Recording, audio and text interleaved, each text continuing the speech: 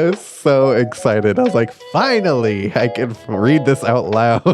It's such a good article. So funny. Yeah, Alerts is kind of a daddy. I get it. I get what people are saying. I do too. The anger, the fury, the muscles. The muscles.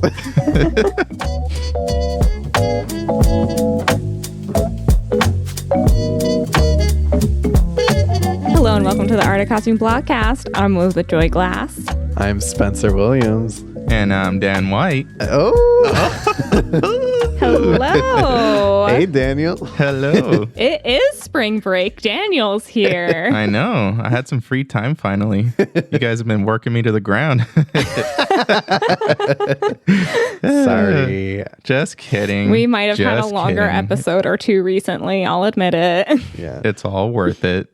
It's not our fault that they did 2 million costumes for the Gilded Age. I mean, you should bring it up with the costume designer. And just so people are who are listening understand, there were parts I had to cut out where you guys are like, oh my God, there's so much more. Like, we just got to get through it. That is true. That is true. But not this week. Not this week, because we're not bringing you a new episode. Because we're on spring break. We're not trying to work. We're on spring break. I'm actually recording this from the beach. Okay, not really. I'm in my living room still, but like, I wish I was at the beach. We're on spring break, everyone. And I'm never on vacation. Yeah. I'll be in sunny Orlando. I don't know about the two of you. You're going to Disney World? Disney World. I'm finally gonna go. We're going to Hollywood Studios. Ooh. I'm gonna do all the Star Wars stuff. I'm so excited. You're going to love it. Yeah, that's so cool. I've never been to Orlando Disney. I've only been doing the California thing. Yeah, same. We gotta go. We all gotta go.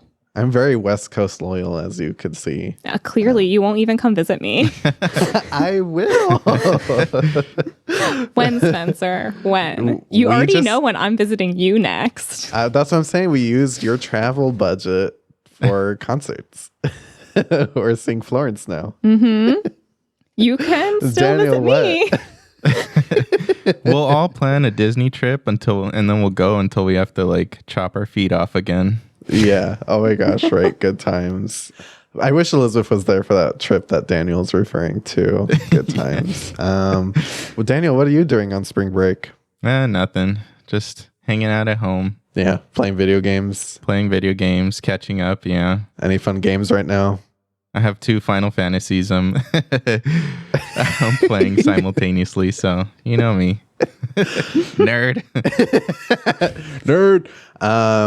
I'm just kind of hanging out, catching up on lots of TV shows. Yeah, not really doing too much. Just, working on a lot of blog stuff too. We just had, I guess we're recording this in the future, but working on the Oscars, a lot of great content we had, lots of in-depth looks into Dune, West Side Story, Cyrano. Elizabeth just wrapped a great interview, collaborated with Emily for Cyrano. So we've, been working on a blog site a lot over here, but also Bridgerton's out right now. So I'm really about to really dive into that. Daniel, have you been watching Bridgerton? No, not my kind of show. Chloe likes it though. I'm sure you're catching bits and pieces of it. Yeah. Clearly not excited about it. No. I'm excited. We've been having a great season, though, so far. We really talked about some really fun films. Nightmare Alley with Louis Cicada, Enchanted with Mona May, and it's been a good time. Oh, but you know what we also have started this year? Everybody, we have a Patreon now. Woo! We do, and we're doing like some real fun stuff over at our Patreon, like what we'll be talking about shortly. But yeah, if you want to support us even more than you already have, we've been very thankful for all of your listens so far. Yes. But if you want to take it a step further, we do have a Patreon now, which you can go to at www.patreon.com/theartofcostume. We just did our Oscars episode there. And then we have our great newly released the Art of Costume Blogcast After Dark, where we talk about what film, Daniel? The Lord of the Rings, The Fellowship of the Ring. Yeah. I bet that was a fun one to edit. It was. And I'll tell you why. Because it's after dark. You guys were having a few drinky drinks. And like, as I'm editing it, you could just slowly hear their descent into drunkenness. True. We're just very passionate about Lord of the Rings. I mean, we did the entire thing by memory too. The slides, everything. We just got close to tears a couple times. I did cry at the end, or was it the beginning? I don't remember, Daniel. But I cried over Gandalf at one point. Understandable. Nerd. We need a sound, Daniel, that just says nerd every time. Ooh, we should all do it together. All three of us doing it as like a soundbite. Oh, that's a good one. Okay. Yeah, let's do that later. I love that everyone's listening in on our blogcast impromptu meeting as an episode. So this week we're doing things a little differently. We will not be giving you a new episode. We are currently on break. So Daniel will actually be playing us a 10 to 15 minute clip from our Patreon exclusive episode, so you can all get a little taste. You're going to love it so much. And then afterwards, you're going to head to patreon.com/the art of costume, and you're going to subscribe to our second tier so you can listen to the full episode in all of its glory. Lots of great stuff. We talk about orc daddies, Gandalf, Frodo's stab faces, our infatuation with elves. We do some impersonations. Elizabeth does a real great Liv Tyler as Arwen impression. I just think it's worth the subscription. It's all good stuff. It's all excellent. And everybody, I hope you enjoy the Art of Costume Blogcast Patreon episode of The Fellowship of the Rings. Future Daniel, hit it. That was perfect. And I love the cave troll. That's how you do a troll. I hate the cave troll. Thing is scary. The thing is scary. Like, every time I watched it, this is the scene that made me the most uncomfortable because you really think Frodo is going to die. Right. I mean, he does get stabbed, and he does one of his famous ugly Frodo stab faces. That one's one of my favorites, actually. But I don't know. Just the thought, like, I don't like it. She said, next. But the Balrog.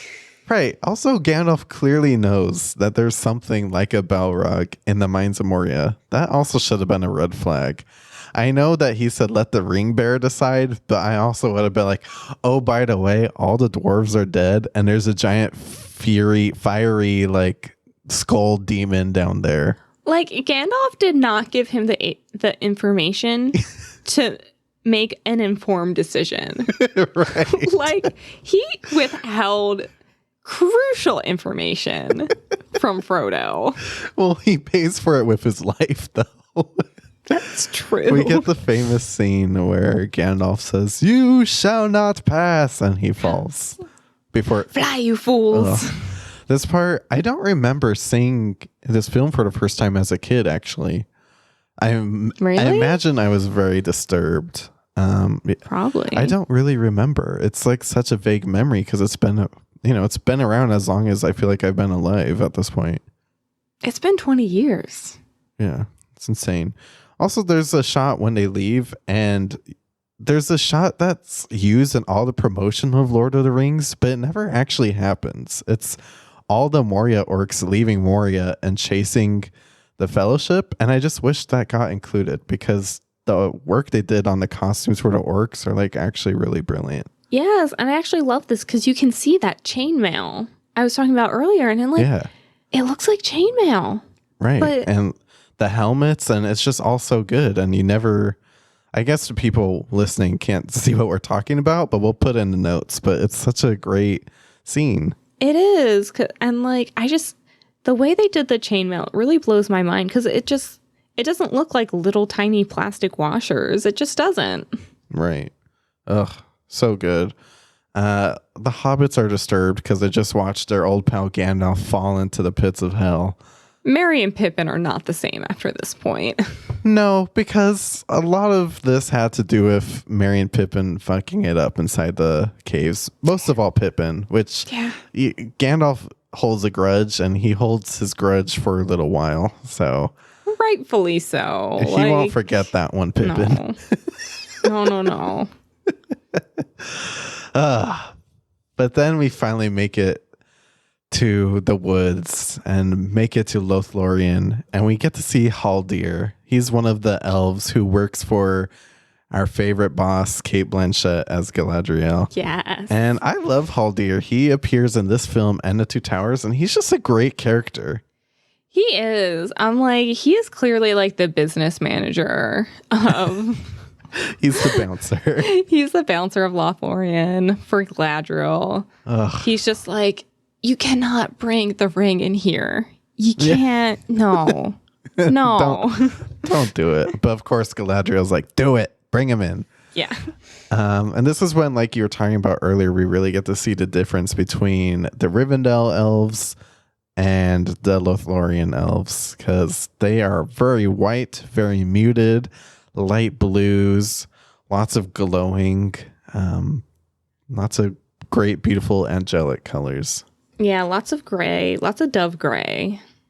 But we have Galadriel, who is beautiful and perfect because that's who Cate Blanchett is, but also scared the shit out of me as a kid. Yeah, she has a little bit of a tantrum also. And it used to confuse me as a kid. I was like, oh my gosh, she's evil. But no, she's not evil. She's testing herself. And she's like, oh, so that's what's going to happen if I put the ring on. Like, no, you could keep it. She's like, no, I got to get out of here. You got to go. I love Galadriel. She's, I think, probably my favorite film character of all time. Like, that's just what it is. Truly. And Nyla said she was supposed to be like the epitome of what an elf was supposed to be in this world. And she really is. She's the ultimate elf. And she said they looked for the most like expensive, unique beaded fabrics for her.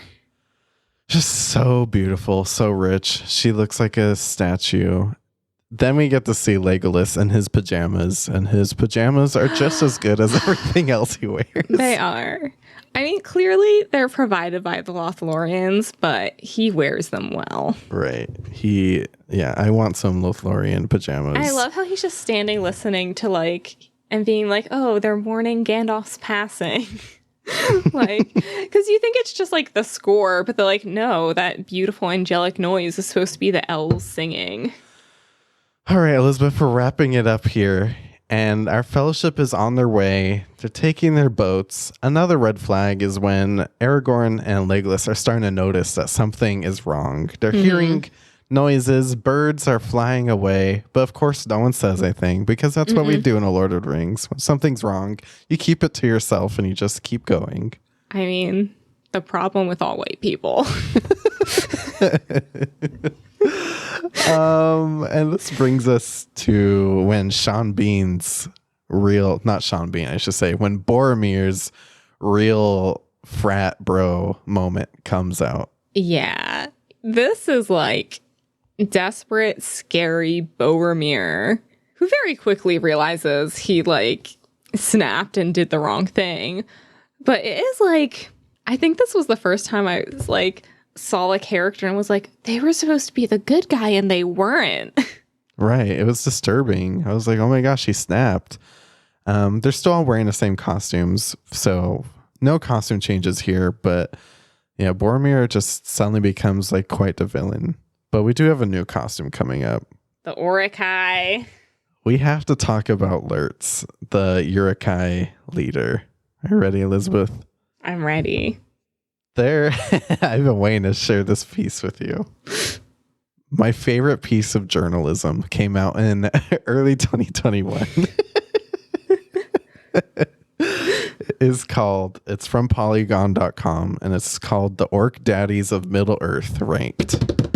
Yes! Yes. Did you know that Lurtz, the leader of the Urukai, has such like a following of people who find him attractive? I can believe it. So much so, he was ranked number 1 on the list of orc daddies to rule Middle Earth. Not gonna lie, I see the attraction. Like, there is clearly a gorgeous man underneath all of that. The caption says, the only logical choice for number 1, this Dom Top is most famous for filling Boromir with a flurry of giant arrows. But did he have to do it while serving such intense hottie with a body realness? Of course it doesn't.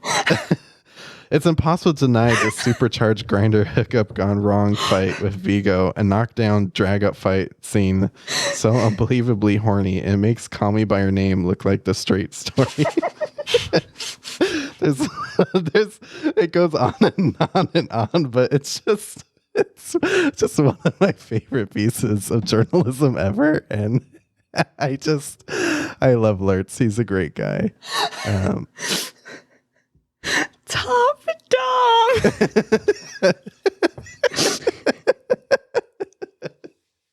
It's just so good. There's way more. I can't argue. I can't argue with that. Yeah, he's a scary, dominant guy. I suddenly feel the need to see what this actor looks like to justify. Well, yeah, we'll show it to you later. Ooh. Oh, she's looking it up now. She's like, I need to know. Yeah. But they're not talking about the actors. They're talking about the orc itself. I know, but it's clearly what did you say his name was? Lurch? Lurtz with a Lurtz. Lurtz. Lurtz. Oh, I can't find him. Oh, there he is. Wow. He is.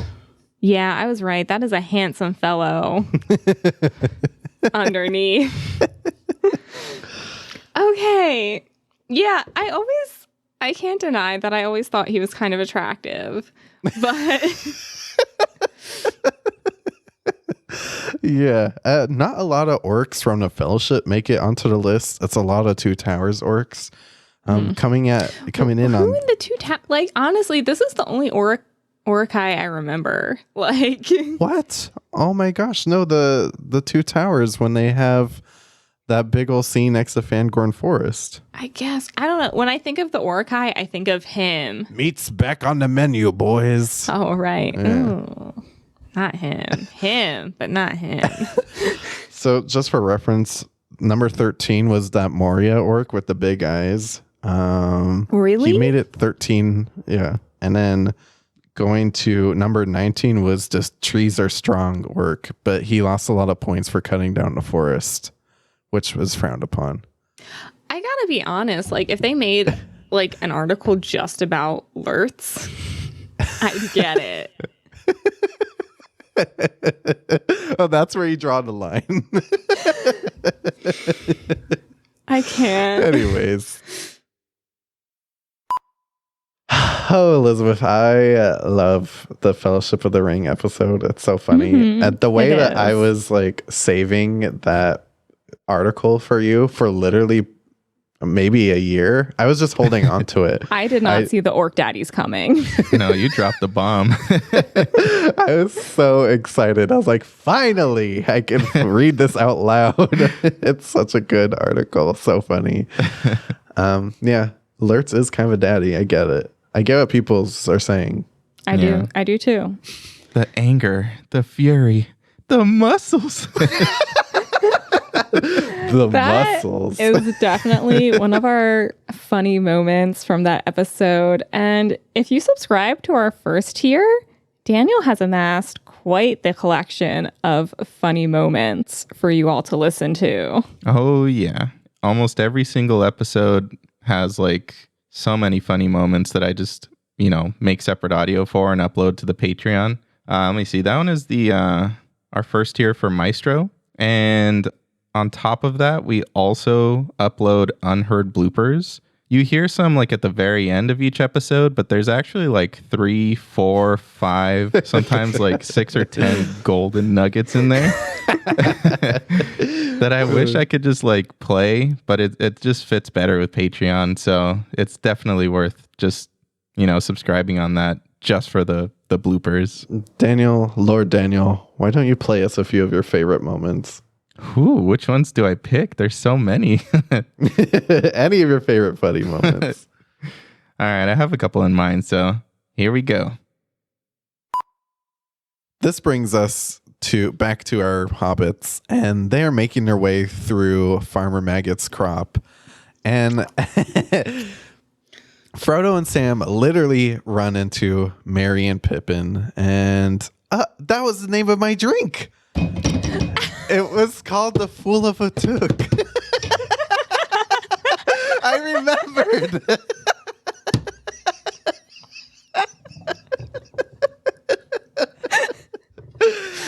That realization came upon you so quickly. Oh, shit. Something had to trigger it. Oh, man. I feel so relieved right now. Oh, yes. Okay. Whew. Yes, I'm drinking the Fool of a Took margarita. Good. I'm glad. I don't know. I've never seen a Batman movie that's ever disappointed me. Just like this is DC's specialty is Batman movies. Honestly, they just kill it every single time. Going all the way back to like the Tim Burton movies and the Michael Keaton movies and George Clooney, Christian Bale. Like every single time it's good. And Robert Pattinson, I mean, he laid it down. Yeah. That was the face of a killer, Bella. It was. Or seriously harm, not kill. Yeah, that's true. I feel like he's taken some people out though. Yeah, I definitely felt like there were a lot of explosions. People were at least critically injured. Yeah, seriously though. Toward the end of the film, I was like, ooh, I don't think that guy's gonna get up from that one. Yeah, some of the beatings, I was like, ooh, Batman. Yeah. Ooh. That felt like a spinal injury Batman, but okay. Right. If we didn't have to wear shoes, would we wear shoes? Yeah. Because they're cute. I mean, okay, that's true. Have you walked in LA? Well, yeah, but like, Just because you can't feel piss on your feet doesn't mean that Yeah. you don't know it's there. I get where Elizabeth's it's just coming like from. comfier to walk around. Like Hobbit type feet for sure. Hobbit feet? I don't want no Hobbit feet. Yeah, I'm trying to go to the salon and get a pedicure. Damn. Yeah.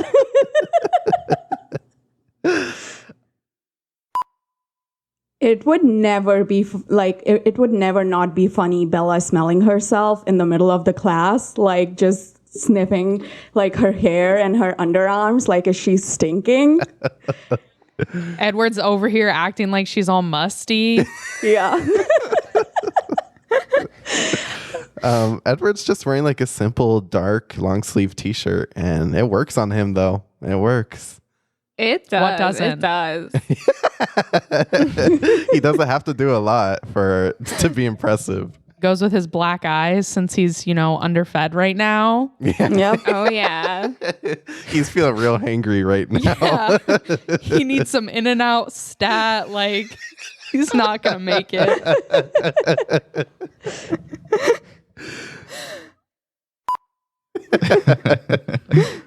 Those are some good, funny moments, Daniel.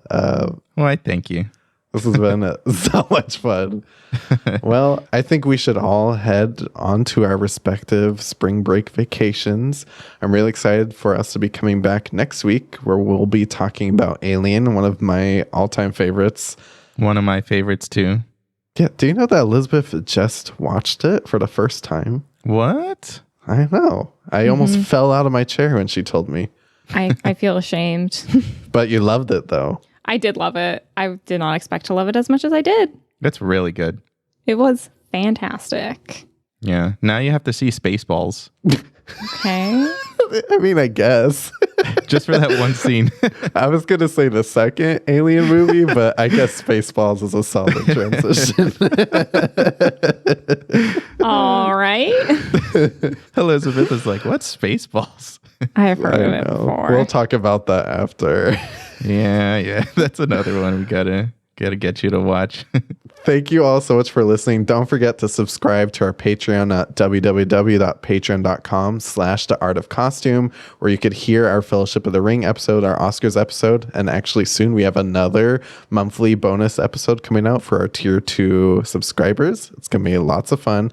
We'll be releasing these monthly bonus episodes exclusively on Patreon, so make sure you subscribe. And also, if you're feeling like you need your own behind the wardrobe update, we have our merch store at theartofcostume.com/podstore, Yes. where you could get some t-shirts, some hoodies, all sorts of good stuff. Yeah, you'll probably see us on Instagram doing a few model shoots, taking pictures Yeah. of some of our new merch. Yeah, that's a good idea. You definitely will be seeing that. Thank you all for listening, and I hope that you are also enjoying your spring break. Yes. Everybody have a lovely spring break. And don't forget your sunscreen. Bye. Bye-bye. I'll see you next week. The Art of Costume blogcast is hosted and produced by Elizabeth Joy Glass and Spencer Williams. Our audio engineering and editing is done by Dan White. Follow us on Instagram at The Art of Costume Pod, or visit the artofcostumeblogcast.com for all blogcast updates. If you want to support the show, go to theartofcostume.com/podstore. Or you can head over to patreon.com/theartofcostume for some bonus content. For more costume reviews, deep dives, and interviews, head over to theartofcostume.com, a blog dedicated to highlighting the best in costume design.